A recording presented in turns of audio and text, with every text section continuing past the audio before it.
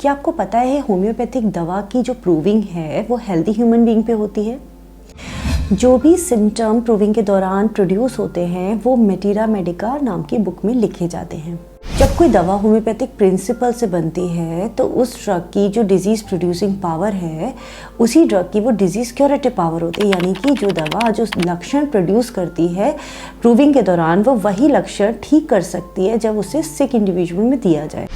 मेरे पास एक पेशेंट आए थे जिनकी उम्र लगभग 27 साल थी और उनका वज़न बहुत ज़्यादा था।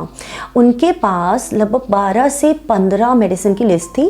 वो मुझसे कंसल्टेशन लेने नहीं आए थे, वो सिर्फ दवाइयाँ खरीदने आए थे। जब हमने मना किया कि हम इस तरीके से दवाइयाँ नहीं देते हैं तो उन्होंने रिक्वेस्ट की कि मैम देख लीजिए कुछ हो जाए। मैंने उनकी जब लिस्ट को देखा तो मुझे बहुत हैरत हुई कि उनकी लिस्ट में सबसे पहले एपोसाइनम 1 ml लिखी हुई थी।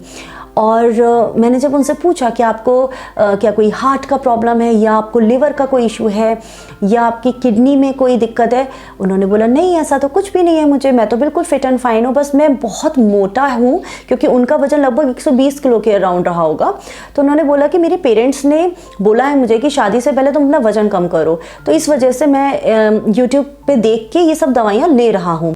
मैंने तुरंत उनको लोटस मेटीरा मेडिका रॉबर्ट मर्फी से एपोसाइनम पढ़वाई कि ये दवा किस किस कंडीशन में दी जाती है।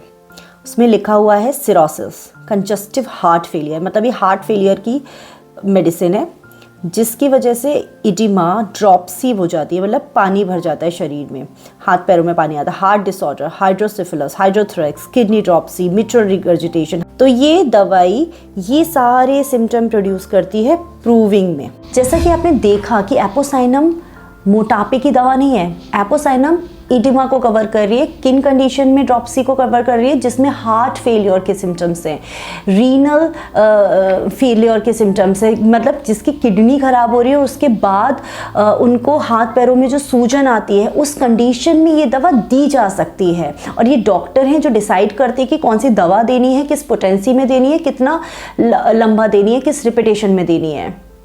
और हम ये सोच के कि मोटापे की दवा है इसको खाए जा रहे हैं पिछले 1 साल से। हमें होम्योपैथिक दवा को लेने से पहले बहुत ज़्यादा कॉशियस रहना चाहिए, क्योंकि ये दवा ये सारे सिम्टम को प्रोड्यूस कर चुकी है एक हेल्दी ह्यूमन में।